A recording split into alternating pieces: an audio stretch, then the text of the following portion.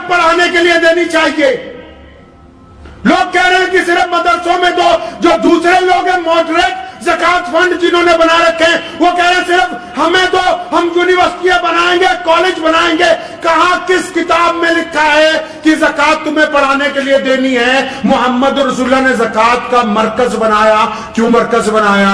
کیونکہ اس محلے کی زکات جب اس مسجد میں اکٹھی ہوگی, حضرت عمر ثانی عمر بن عبد العزیز رحمۃ اللہ علیہ فرمایا کرتے تھے جب زکات اکٹھی ہو جائے نا تو جس کاروباری کا بھٹا بیٹھ گیا ہے, جس کاروباری کے اوپر اتنا قرض آ گیا کہ دکان بند ہو گئی ہے, جس مسلمان کے پاس اتنے پیسے بھی نہیں کہ وہ دہاڑی بھی کر کے اپنا روزگار نہیں چلا پاتا, تمہارے پڑوس میں جو ایسا بندہ ہے جس کے پاس کاروبار سرے سے ہے ہی نہیں, جو ایک ریڑھی لگانے کے قابل بھی نہیں ہے, یک مشت ایک آدمی کو ہر سال اتنی زکات دو کہ اگلے سال وہ زکات دینے والوں میں شامل ہو جائے. کیسے زکات بانٹ رہے ہو؟ کیا رسول اللہ کی سنت ہے؟ کس کتاب نے کہا کہ یہ سنت ہے؟ زکات اس لیے بنائی گئی تھی کہ لوگوں کو غربت سے اٹھانے اور دی ہے.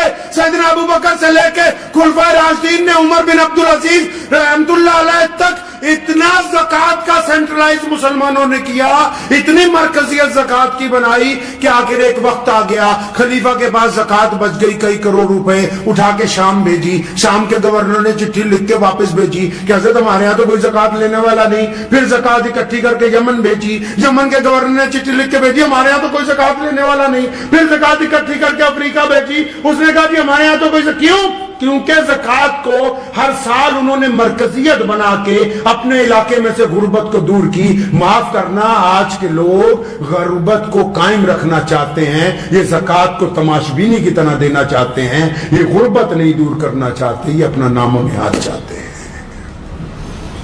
یہ جتنے بڑے بڑے چودھریوں کے پاس, گستاخی کی معافی سے کہہ رہا ہوں, جو بڑے بڑے ادارے بھی بن گئے نا, ان کے اپنے مولوی بھوکے مر رہے ہیں, قرض میں ڈوبے ہوئے ہیں, سود پہ پیسے لے لے کے مرنے کے لیے تیار ہیں, خودکشیاں کر رہے ہیں.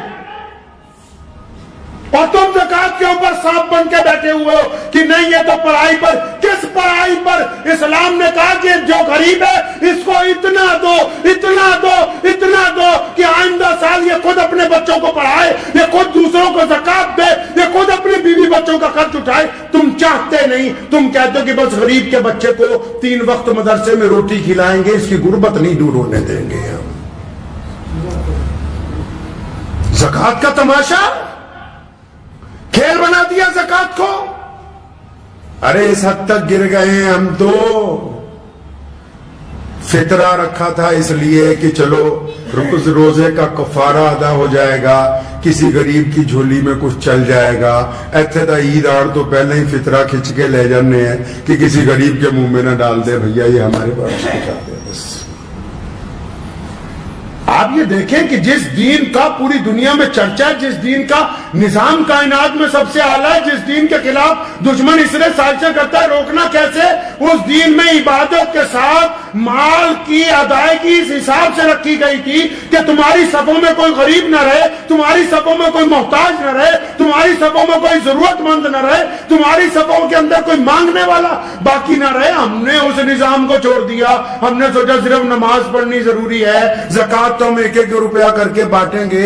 تمہارا سکا بھائی غریب ہے, سکی بہن غریب ہے, تمہارا چچا غریب ہے, تمہارا تایا غریب ہے, تمہارا ماموں غریب ہے, تو اسے زکات دینے کے لیے تیار نہیں ہے کہ 1 سال کی اکٹھی زکات 2-4 لاکھ اس کو دے دوں, یہ سنبھل جائے. نہیں, تو کہہ رہا ہے جی میں 2-2 ہزار کر کے بانٹوں گا. اللہ اکبر. یہ زکات کا نظام اسلام کے اندر تمہیں سمجھایا کس نے؟ اور زکات تو یہ صرف وہ فرض ہے جو مالداروں پہ دینی. اس کے بعد بھی قرآن نے کہا کہ جو دینا اللہ کے راستے میں اور دو, رکو نہیں, اللہ سے کاروبار کرو, رکو نہیں اللہ کے راستے کے اندر مال خرچ کرنے سے. ہم نے زکات کے ساتھ کیا کر دیا؟ ہم نے کیا کر دیا زکات کے ساتھ؟ بہت سارے تو ایسے ہو گئے کہ جی زکات دینے کی ضرورت ہی نہیں ہے. عام سے محاورے کے ساتھ سمجھ لیجئے، آپ کے کوئی جسم پر زخم ہو گیا، آپ ڈاکٹر کے پاس چلے گئے، ڈاکٹر نے کہا چیرا لگائیں گے تو یہ 2-3% خون جو ہے 2-4 قطرے خون کے نکل جائیں گے تو یہ آپ کا زخم ٹھیک ہو جائے گا. تو آپ ڈاکٹر کو کہا کیوں؟ میں تو اپنے 2.5 قطرے خون کے نہیں دے سکتا ہوں کیونکہ جسم بھی میرا، خون بھی تیرا میرا.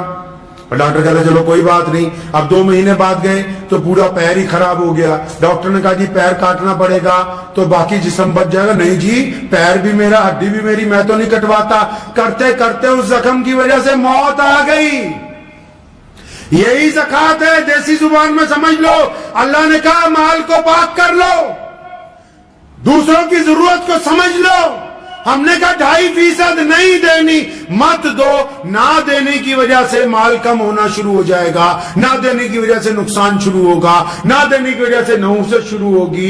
کرتے کرتے جو 2.5% دینے سے برکت آنی تھی اس سے بھی چلے گئے. بڑی بڑی فیکٹریوں کو تالے لگ گئے ہیں مسلمانوں کی، جو کل تک یہ کہتے تھے کہ زکات دینے کی ضرورت نہیں ہے، آج سڑکوں پہ بیٹھے ہوئے بھیک مانگ رہے ہیں. اس لیے ذہن نشین کر لیں.